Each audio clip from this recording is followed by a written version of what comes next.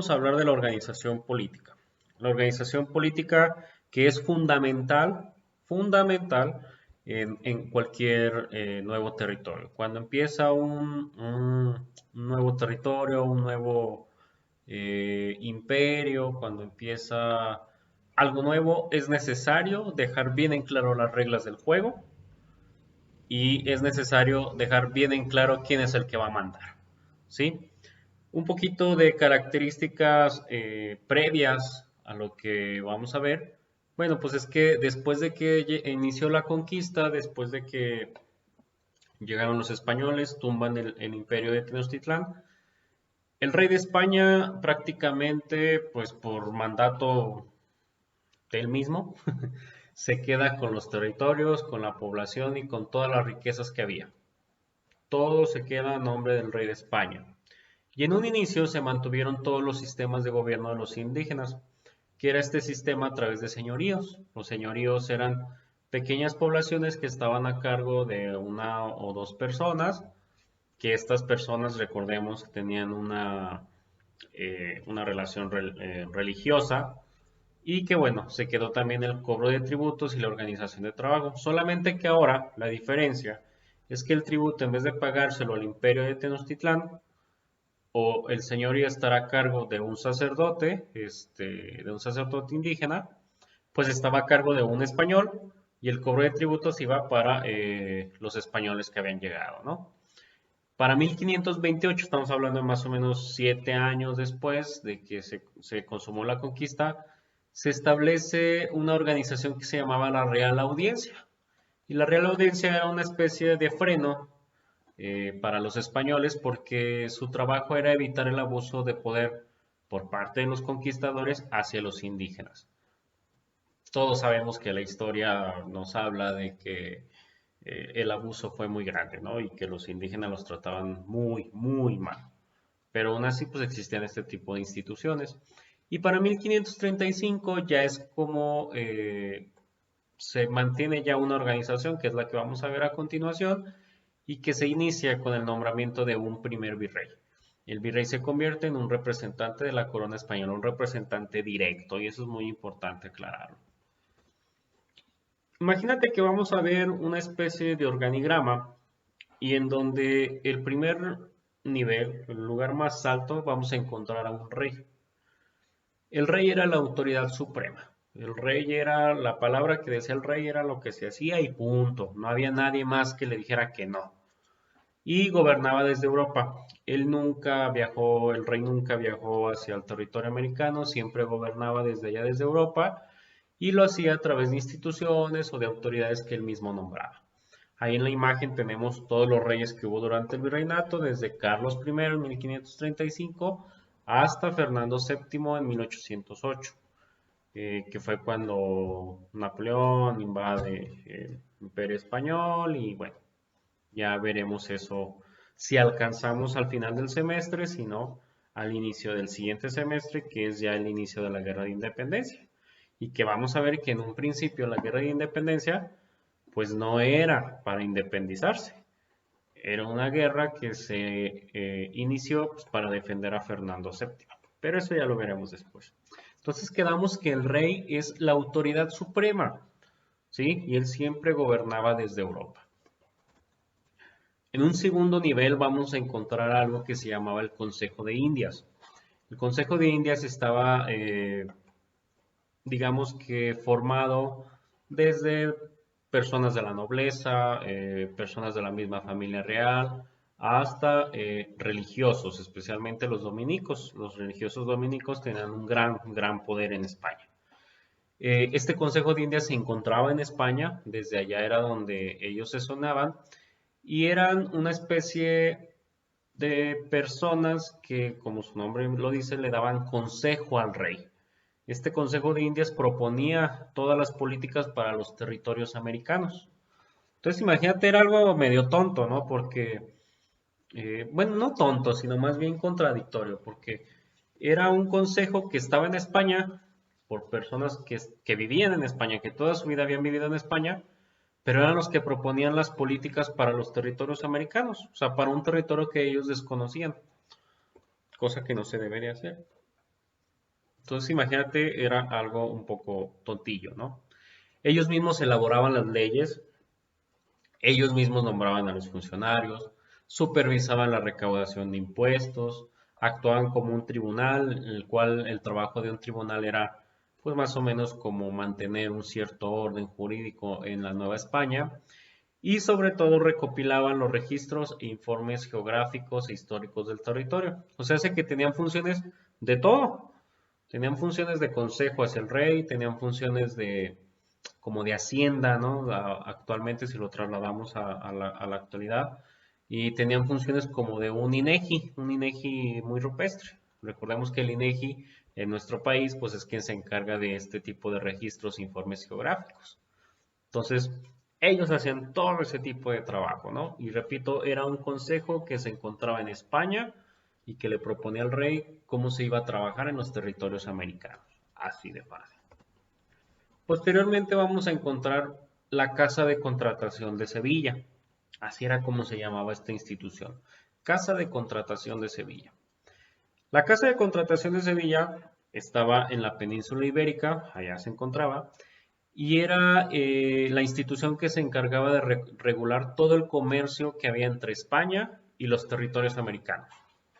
Y al ser los reguladores de este comercio, eran los que se encargaban de autorizar la entrada y salida de los barcos, tanto de mercantes y pasajeros, y también llevaban todo el registro de los metales.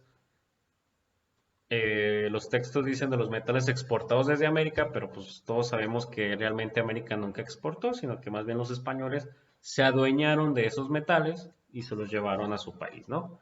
Entonces era el trabajo que hacía la Casa de Contratación de Sevilla. Era más o menos como lo que hace actualmente una aduana. Una aduana, en nuestro país se encarga de regular quién entra, quién sale, qué productos, cuáles no entran, cuáles sí entran, con qué reglas, con cuáles impuestos, etcétera, ¿no? Entonces la Casa de Contratación era esta institución que regulaba desde España todo el comercio entre la península ibérica y los territorios americanos. En un siguiente nivel, ya nos vamos a trasladar. Esas tres instituciones, el rey, el Consejo de Indias y la Casa de Contratación de Sevilla, trabajaban desde la península ibérica. Ellos allá era donde hacían todo y simplemente a través de un barco mandaban las instrucciones en una carta. Entonces imagínate todo el tiempo que se tardaba imagínate un problema, vamos a inventarnos un problema ahorita. Ah, queremos fundar una nueva ciudad que se llame San José de las Manzanas, ¿no? Se me ocurre. Y solicitamos el permiso para poder explotar esta ciudad, derivado de que encontramos minas, ¿no? Entonces imagínate el tiempo que tú tomabas para mandar la solicitud a España, todos los meses que se tardaba en llegar la solicitud en España a través de un barco, el tiempo que sesionaban y luego después todos los meses de regreso para que llegara la solicitud de un sí o un no. Entonces, era algo incómodo, ¿no? Por eso se optó por tener a una figura que se llamaba el virrey. Ahí tenemos en la imagen a don Antonio de Mendoza, que es el primer virrey que hubo, allá por 1535, perdón. El virrey era el representante directo del rey. Era el chido en el territorio de la Nueva España, ¿no? O sea, la palabra del virrey se supondría que era la palabra del rey, pero tenía que cumplir con dos características principales. La primera es que fuera un noble.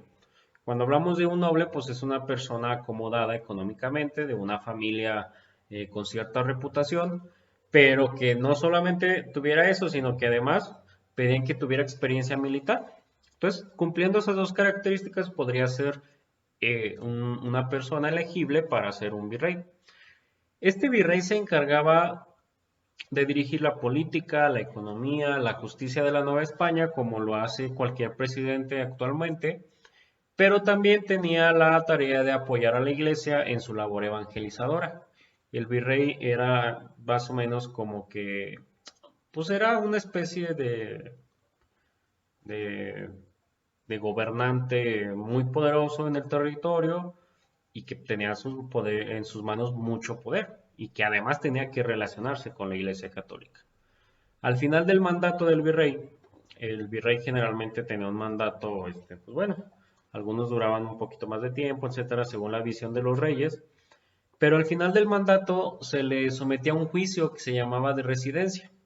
En este juicio se hacía pues para dar a conocer su desempeño y ya según este desempeño pues recibía alguna sanción o lo castigaban, etcétera, ¿no? O lo felicitaban. Pero generalmente pues no pasaba nada, ¿no? Simplemente era como un requisito. Entonces quedamos que el virrey era el representante directo del rey, que tenía que cumplir con dos características principales, que era un noble con experiencia militar y que era la persona que se encargaba de dirigir la política, la economía y la justicia en todo el territorio de la Nueva España. ¿Sí? Después, las siguientes tres instituciones, que son las que faltan, son instituciones que es importante saber que existían y saber cómo funcionaban, porque hasta la actualidad existen. O sea, estas instituciones que vamos a ver, estas tres, han perdurado por los siglos de los siglos y hasta la fecha se mantienen. Obviamente con algunos cambios, con algunas reformas, con algunas adaptaciones al contexto actual, pero al final del día, esta es la base de las instituciones que tenemos ahora, ¿no? En primer lugar encontramos a las audiencias que vendríamos, lo podríamos comparar con algún juzgado, con algún tribunal en la actualidad, ¿no? Eran tribunales civiles y judiciales que se encargaban de escuchar las quejas de la población. Escuchaban a la población, escuchaban las quejas de ellos y ellos lo que trataban era de, pues, ahí mediar entre las partes afectadas, tratar de impartir la justicia y de aplicar las leyes que había, ¿no? Las leyes que llegaban desde España, las audiencias eran los que los aplicaban. Para poder pertenecer a las audiencias, tú tenías que ya tener estudios de abogado. Ya existía para aquella época esta disciplina de la creación y aplicación de las leyes, como es el derecho. Y bueno, si el virrey se ausentaba, ya fuera porque viajaba a España o porque se moría, la audiencia era quien tomaba el poder. Entonces, si vemos, es algo como lo que vemos en el Poder Judicial, ¿no? Que son tribunales civiles y judiciales que se encargan de aplicar la ley. Eso eran las audiencias. Por eso es importante que veamos este tipo de tema para poder entender. O sea, todo lo que veamos de aquí en adelante nos va a servir para entender lo que tenemos en la actualidad. ¿Sí? Después encontramos la figura del gobernador, que también es muy parecida a la figura que tenemos actualmente de un gobernador. Solamente que, bueno, en aquella época el gobernador era designado directamente por el rey de España, cosa que ahora no sucede, ¿no? Ahora todos los mexicanos a partir de los 18 años tenemos la oportunidad de votar y de elegir a nuestros gobernadores. A ustedes les va a tocar, no les va a tocar no, sí, les va a tocar elegir al siguiente gobernador dentro de 2 años. Entonces, para que estén listos y acudan a votar. Y este gobernador, en aquella época, se encargaba de administrar los reinos novohispanos. No se llamaban estados, se llamaban reinos. La siguiente clase vamos a ver cómo evolucionaron los nombres, cómo evolucionaron los mapas, ¿no? Cómo pasaron de ser un simple territorio a pasar al nombre de un reino. Los llamaron intendencias y luego después hubo lugares donde se llamaban capitanías, otros donde ya adoptaron hasta mucho tiempo final, después, casi al final del virreinato, el nombre de estados. Entonces vamos la siguiente clase a ver cómo evolucionó la geografía de la Nueva España, ¿no? Pero estos gobernadores se encargaban de administrar los reinos, cosa que pasa más o menos en la actualidad, ¿no? El gobernador, si bien no administra el dinero del Estado, el dinero propiamente de los integrantes del Estado, sí administra el dinero que le manda el gobierno federal, sí administra haciendo obras, eh, abriendo escuelas, abriendo hospitales, construyendo pasos a desnivel, dando apoyos a la gente, etcétera, ¿no? Entonces, es una figura que se parece, es muy parecida a la actual. Repito, solamente con la diferencia de que en aquel tiempo los gobernadores eran designados por el rey de España y ahora no. Ahora los mexicanos, los ciudadanos, elegimos a nuestros gobernantes. Y la última figura que vamos a ver, si es la última, hoy el video estuvo muy rápido, es la figura del cabildo o el ayuntamiento. En la actualidad se llama igualito, cabildo o ayuntamiento. Cualquiera de los dos es correcto. Solamente que en aquella época había unas ciertas características. El cabildo o el ayuntamiento estaban integrados por grupos de personas. Eran personas que los seleccionaban dentro de los habitantes de la localidad. Era generalmente en territorios pequeños. Imagínate que existía, vamos a poner Aguascalientes. La villa de Nuestra Señora de la Asunción de las Aguascalientes, que es el nombre original de nuestro municipio. Dentro de la gente que vivía en esta villa escogían a ciertas personas con ciertas características que fueran personas de ciertas familias, etcétera, ¿no? Los escogían y formaban una especie de mini consejo. Ese mini consejo se encargaba de resolver todos los problemas políticos, económicos, administrativos y judiciales de la villa de Nuestra Señora de la Asunción. Entonces, eh, este pequeño consejo pues, se encargaba de un pequeño territorio y era la forma en cómo se mantenía el orden. ¿Por qué? Porque las audiencias y los gobernadores estaban en las capitales. Sí, las audiencias, si bien estaba en la ciudad, lo que ahora es la Ciudad de México, pues los gobernadores estaban, por ejemplo, en el Reino de Nueva Galicia, que es lo que ahora conocemos como la parte de Jalisco. Pero imagínate que tuvieras un problema aquí en la vía de Nuestra Señora de la Asunción de las Aguas Calientes y tuvieras que viajar hasta la Nueva Galicia a la audiencia o con el gobernador para quejarte. Entonces, no, era mucho tiempo perdido. Por eso se creó esta imagen del cabildo o del ayuntamiento. En las ciudades se les denominaba ayuntamiento y en las poblaciones más pequeñitas se llamaban cabildos. Además tenían el reparto de tierras y el cobro de ciertos impuestos, cosa que pasa en la actualidad. Se los voy a explicar así muy fácil, muy rápido más bien. Actualmente se pueden llamar cabildos o ayuntamientos, cualquiera de los dos es igual. El primer punto, que se estaban integrados por grupos de personas, es igualito, ¿sí? Cuando ustedes vayan a votar por el siguiente presidente municipal, les van a dar su boleta electoral, ¿no? Y ahí van a encontrar los nombres de los candidatos. Imaginemos que votamos el año pasado, ¿no? Y venía el nombre de Tere Jiménez, que es la actual alcaldesa. Le das la vuelta a la boleta y en el área, en el cuadrito azul donde venía el nombre de Tere Jiménez, viene un listado de nombres. Sí, son alrededor de 12 o 13 personas de diferentes nombres, que es el grupo de personas que van junto con Tere al cabildo. Entonces, de tal manera que cuando nosotros votamos por un presidente municipal, en realidad no estamos votando por una persona, estamos votando por una planilla, ¿sí? Donde viene ahí la propuesta de quién va a ser el síndico, quién va a ser el primer regidor, el segundo regidor, etcétera, ¿no? Entonces, el primer punto se repite tal cual. El segundo punto del cabildo actualmente también realiza la misma función, resuelve los problemas políticos, económicos, administrativos de lo que pasa en Aguascalientes. Pasa igualito. Y el tercero se encargan del reparto de tierras, ya no, eso sí no, pero el cobro de ciertos impuestos sí. Hay impuestos que son solamente municipales, como son el pago del predial. El predial es un impuesto que se paga por tener una propiedad, una casa o un terreno, ¿no? O un impuesto, ¿cuál sería otro impuesto municipal?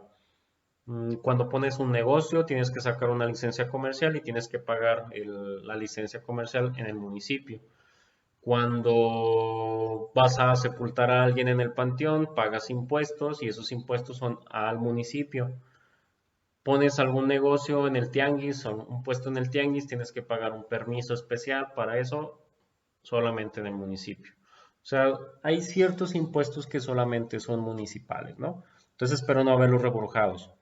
No haberlos reburujado. El cabildo o el ayuntamiento son grupos de personas que eran seleccionados en aquella época por habitantes y que se encargaban de resolver los problemas políticos, económicos, administrativos y jurídicos. Sí, así de fácil. ¿Sí? Entonces, esta es la organización política que tenía el virreinato, ¿no? Que duró desde 1535 hasta 1821.